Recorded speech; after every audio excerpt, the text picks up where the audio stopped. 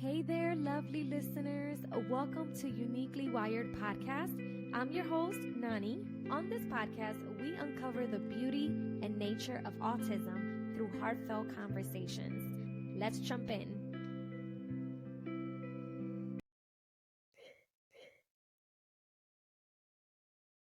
Welcome to another episode of the Uniquely Wired Podcast.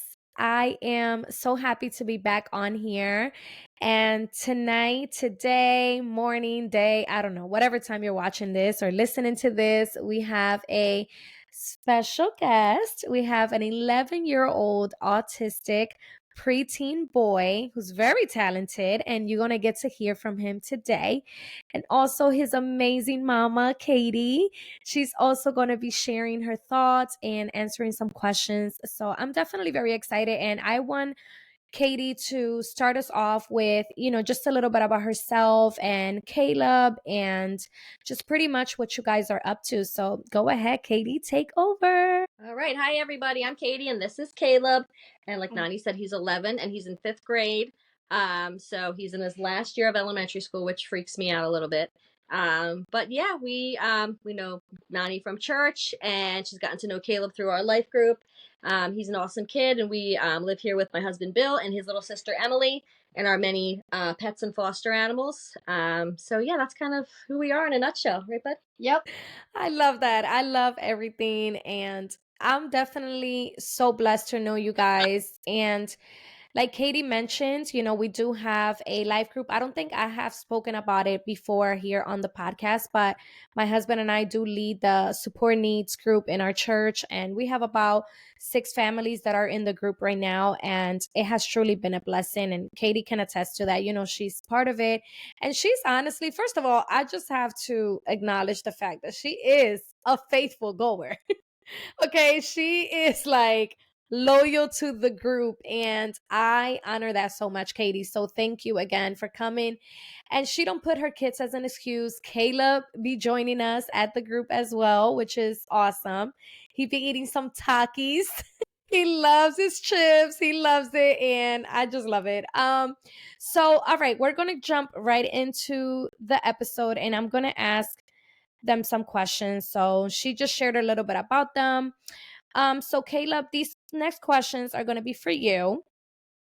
And I want you to share some strategies you find helpful, some things that you find helpful to manage your sensory sensitivities in different environments, right? Like school, home, church, when you're in the public.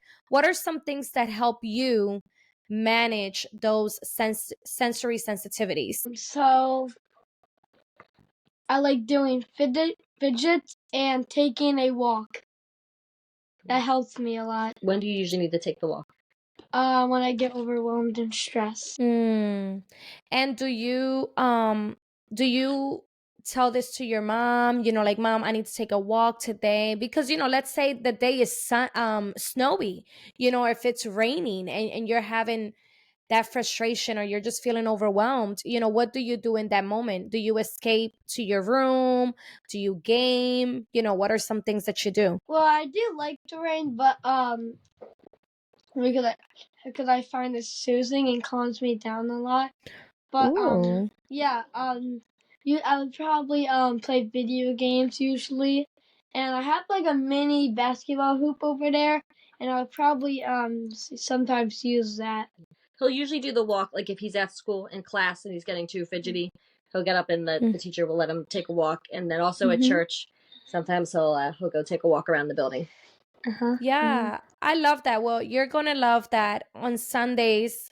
Most likely we're going to start just one Sunday a month first. But we're going to have in the children's wing a sensory room, a calming room. So I think you're going to love that and you're going to benefit from that, especially when you get, too overwhelmed. So that's so good. Thank you for sharing that.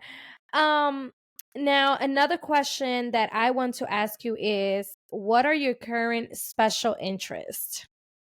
Like, what are things that you're interested in right now, that you're into, that you're loving? Drumming, um, basketball and measuring the TVs. I don't know why I like measuring TVs, but I do. I'm always curious how big they are.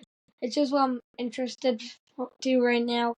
And I like playing Fortnite. It's a video game. Wow. So wait, that's very interesting. I've never heard that you like measuring TVs. So what is it about it? I don't know. Like I just like it. I'm not sure Why don't you what. tell how you started that when you were talking with Madison about Mhm. the size of TVs? I asked my cousin how big her TV was, and she said 60-inch. And upstairs she had a 75, and a room of 45, and her parents' room of 45. So I got interested in measuring TVs, and then I measured the one in my living room, which was a 50-inch. My parents' room a 33, and down here, which is over there, a 45. So yeah. Wow. That is a talent because I mean, I know I wouldn't be able to do that. So that is genius. Good for you. And I know you mentioned, drumming and basketball. I know that's two total different hobbies. I mean, you have music and then you have the sport. So, I mean, what do you like about drumming? What is it that satisfy you about drumming? Is it the sound? Is it the vibration? Like the beat? What exactly do you enjoy? I'm not sure, but like I remember in third grade, I my story was like in third grade, they had no, I was going through my mom's video like photos or something, like the old photos and like a 2020 video. Like it was we we have a friend over near our house, like a few houses away. They had a drum set and I saw my dad on the video drumming on it and it was really cool and that's just got me into it and I'm really good at drumming and I really like it. It like I like hitting it, I like the sound and yeah, I like double bass on it and it's fun. Wow, that is amazing. I love the drums. I think it's such a cool instrument. I also love the piano too. Have you thought about the piano or is it not your thing? We have we have one, but I mean I don't use it. How Okay. about the violin? I used to play violin in third grade, but the only thing I can really play is Twinkle Twinkle Little Star, and that's really it. Don't I don't know. I'm not really good at it right now, so That's um okay. yeah. But you're good at the drums, so that's amazing. That's awesome. Um okay, so my next question will be, can you share some of the challenges you are facing in school right now as a preteen? You are almost a teen, and I want you to be as honest as you can. There's parents listening of autistic children and preteen and teenagers that might be struggling with the same things as you. So I want you to you know be yourself and tell us, and don't be afraid to share what you are facing in school right now, because Um, there are kids, your age and older and even younger, that are dealing with these things as well. So we don't want them to feel alone. We want them to feel heard and seen. So what are some of those things? You don't have to share all of them. If you're not comfortable, that's okay. But at least one thing right now that you're facing. so He's got his notes here. yeah, challenges in school: getting bullied, sitting still, math and reading, focusing on Negativity. negativity, friends. That's different. That's Okay. another question. So why don't you take the first one, getting bullied? Getting bullied, it's really hard because there was this kid saying like really, I mean really high stuff, like really inappropriate stuff, swear words and like worse, it's like disgusting worse stuff. So I told my teacher about this, my parents, and he went to the principal, I think, and his name is Henry. He's No, just but you don't have to say his name. oh, well, he's rude, but I have a bunch of bullies, like even like just a bunch of kids that are mean to me. Yeah, so we had this. He's had some friendship issues this last 2 years, I would say. Um, a couple kids just kind of not being Yeah. real nice to him. So we just had an incident last week. So we're going to be talking to the principal on Tuesday over an issue we've got going on. So that's been a big struggle this year. I'm having a hard time with cousins, like a cousin, and yeah. Well, I'm so sorry you're going through that, Caleb. I really am. And, I will be praying that everything will work out and everything is going to be fine and that you're going to have a good rest of the school year, right? Um, so that's very tough. And like I said, I'm sorry about that. And you know what? You are such a smart and talented and gifted young man, okay? And I'm really proud of you. You are truly an inspiration. I know not just to me, but just everyone that's listening to this episode. I know it's going to be inspired and just so grateful for your vulnerability, right? For being honest, for sharing your heart. And I really do appreciate that. So thank you so much, Caleb. Okay, so we got two more questions. How hard is it to make friends as an autistic boy? Now that you know that you are autistic, you are different. How hard is it? How do you approach these friendships? I had what does that say? That's cursed. Just get into it. It's fine. Mommy, what does that say? You said that it's hard, right? It can be hard sometimes, It's hard right? saying I'm. They say this stuff to you. Oh, never mind. Yeah. Because sometimes they'll say like I'm stupid and annoying. Like I don't know why. Like it's hard for me to make friends. So that's been a pretty big challenge to do. Do you feel like do you feel like they don't understand you? They don't understand the way your brain process things? Or do you think they just, you guys have different interests and maybe they're just not interested in what you like and maybe you're not interested in what they like? So what is it that's like hard for you, to start those friendships? If you're not sure, that's okay. Yeah, that's okay. I mean, I don't know, but like people just say I'm annoying, so I don't really understand yet.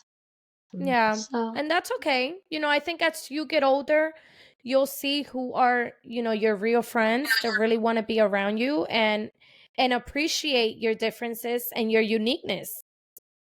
So, and that's okay. Mhm. Did you want to share something, Katie? How does this make you feel as a mom? Because I know this has to be definitely hard. And it's I been, know knowing Katie, y'all, I just have to say she's very like to herself. She don't really, I don't ever really see her crying. I mean, I don't think I've ever seen her cry. I don't really see her showing her emotions, but I know that me having two autistic kids, and I always think about that, right? And we shouldn't worry about the future and what would happen, but we know that as autism parents, like this is something that we are concerned about no matter what.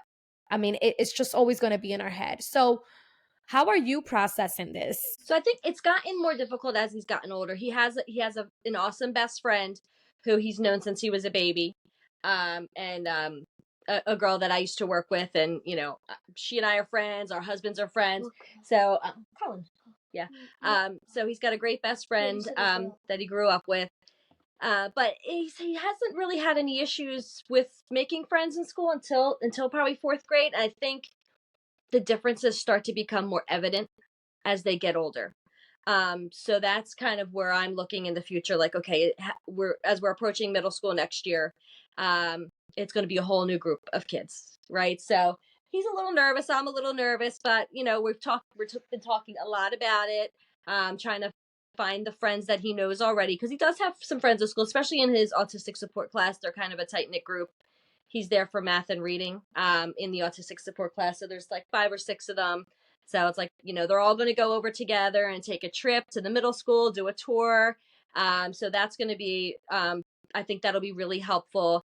So and then just finding that group and, finding the kids that have the interest in him. But, I do worry. I worry because the older they get, the meaner kids can get. So we know how that goes. Right. Yes, but I think, and you know what? After I ask him this last question, we'll get more into that because I would love for you to share maybe some strategies that are helping you right now, that maybe you can share with the listeners, especially those moms that are in your same, shoes. So, but after this question, Caleb, if you want to go and, have a break, that's totally fine. But my last question to you would be, what advice do you want to give another autistic preteen like you that may be struggling with the same challenges as you? What is that one advice you want to give them? It's okay. What do you think? What works for you? I don't know. You don't know. What do you think? This was one of the questions that he was struggling a little bit to find an answer. I think like the self awareness sometimes is a little tough. I find trying to pull him out of negativity is something that we really try to do a lot. He is doing therapy now, so that's I think been helping. He's been learning some things like calming down strategies. So we've just kind of gotten started with that. So he's still trying to figure out what works. Right? Yeah. Anything has worked so far? Yeah, some stuff. Yeah. What do you got here that can help you? That helps you calm down. Oh, it calms me down, all right. He's got a little kitten here to help him Oh, calm your down. kitten. I love it. So cute. Well, that's amazing. I mean, I think that's awesome, Caleb, and congrats to you. I'm definitely proud of you for taking therapy. Hey, I go to therapy. Okay? I recently started going to therapy, and it's helping me with anxiety and just, you know, trying to manage life much better. So it's definitely been great and very beneficial. So you're awesome. And thank you for answering your questions, Caleb. Thank you so much. Um, so yeah, Katie, I guess I would ask you, what are those, strategies that are helping you right now as he is getting ready to transition um to that middle school stage? Yeah, I think just a lot of like just conversations. And he'll a lot of times at bedtime he'll say, "Mommy, I want to talk." So we'll lay down and we'll snuggle and we'll talk about what he's worried about. And that seems to help. And he'll tell me, I feel better now. Because he can tend to really perseverate on a negative thought a lot. So Mm, it'll be, like and he'll need to just talk it out, kind of get it out of his system.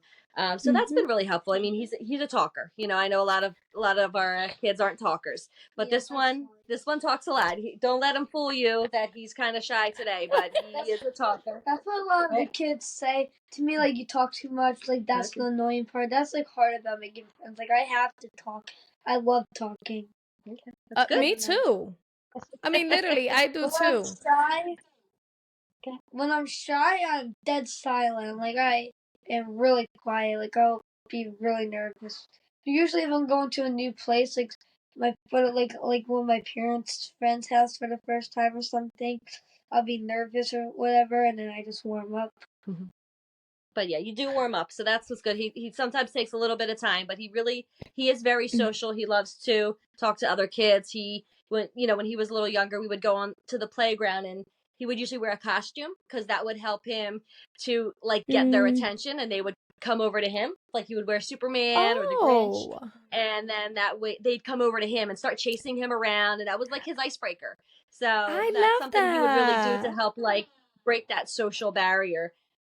Which was the cutest thing ever, and I have so many pictures of him doing it. But so he finds his ways that help him and figure things out. He's a smart guy. Love that. That is actually so creative. I've never heard of that. Like, you just wore a costume so you can attract people to you. That is so cool, Caleb. I love that.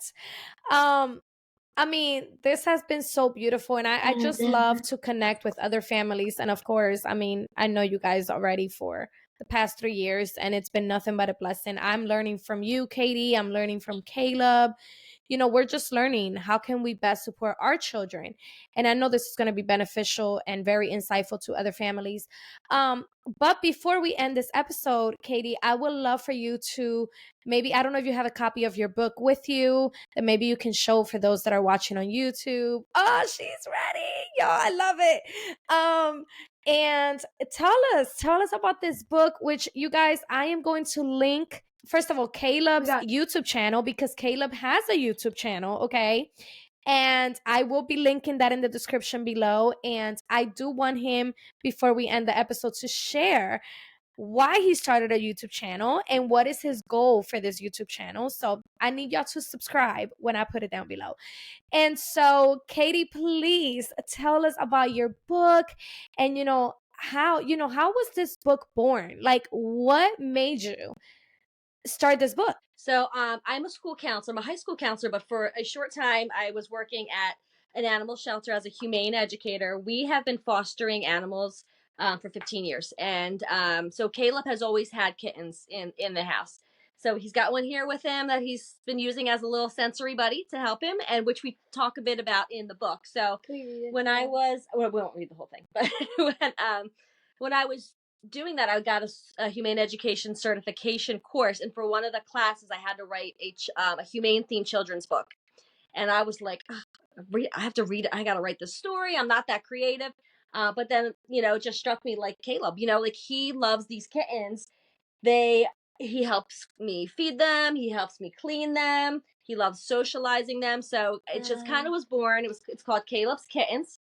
So it's one of the adventures that we had with one of our kittens. And we do talk a little bit about his sensory challenges in the book. I don't say Caleb is a little boy with autism or anything like that, but I say that Caleb has some things that kittens are really great for, because he doesn't like loud noises, and kittens are soft and quiet, things like that. So we talk a little bit about how he's a superhero and he has superpowers, because when he loves something, he really, really, really loves it, because Caleb is an intense kind of guy.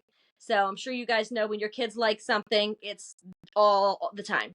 That's what they want all the time. So during the time we wrote this book, it was all kittens all the time. So I'll show you the shot of him, for those that are watching, of him as a superhero.